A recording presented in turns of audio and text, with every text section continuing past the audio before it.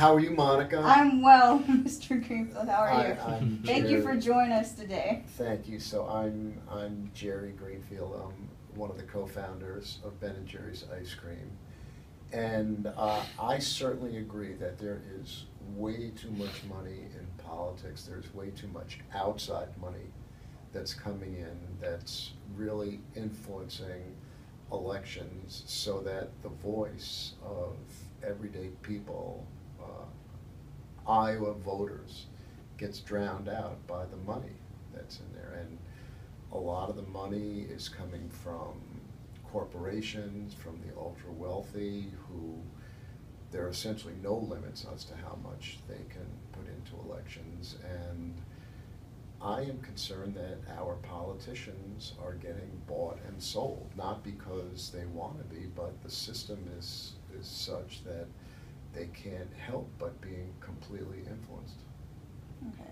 And do you have any specific, in a perfect world, if we could change this overnight, what would be your suggestions? In a perfect world, I think we need a constitutional amendment that says very specifically that corporations are not people, and they don't have the same rights as what are called natural-born persons, and that corporations should not be able to make campaign contributions to influence elections, and that Congress and states should be able to regulate money in elections. Right now, that's not the case. And ultimately, I think what we need is public financing of campaigns, so that politicians are responsible to the voters who are actually giving them the money, and not to huge campaign contributors.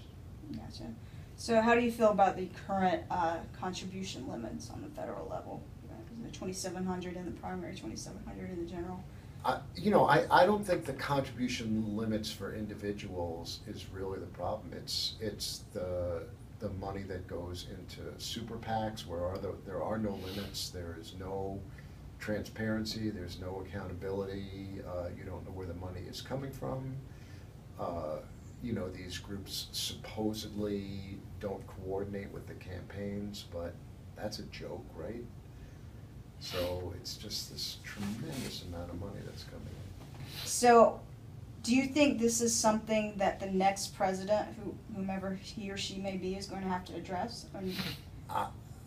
This absolutely needs to be addressed in the most urgent way, because it undermines democracy.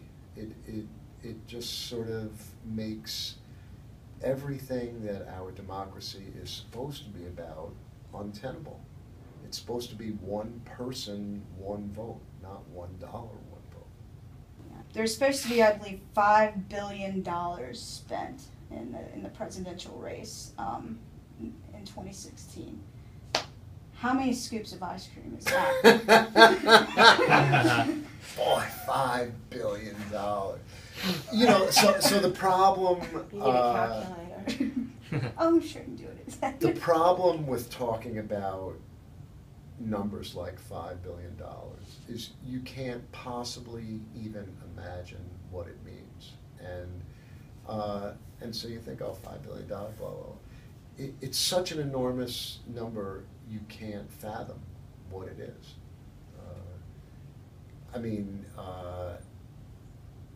It would be good to figure it out in terms of scoops of ice cream. A gallon of ice cream is about 30 scoops of ice cream. So, you can figure out how many gallons of ice cream 5 billion is, and that gives you some idea. Well, I did a little bit of calculation. All right. And I did a little bit of homework, and I saw that your average scoop of ice cream is 113 grams. Does that sound about accurate? I've never weighed it. I guess it depends on the flavor, right? That's right. $5 billion, $1 bill, if it's in $1 denominations, is 1 gram. So 5 billion divided by 113 is the number that you see right there. I don't know what That's a really, really big number. That is. That's a lot of scoops of ice cream. So 44,247,788 roughly scoops of ice cream to fund the next presidential election. So we'll see how that goes. 0.5? 0.6, I think I had to round up. So yeah, something like that. So Yeah. I mean, you know, what I will say is that no matter what issue you're interested in, whether it happens to be the environment, whether it happens to be peace, whatever, we're never going to be able to deal with any of those issues until we deal with the money in politics. That is the essential issue that influences everything else.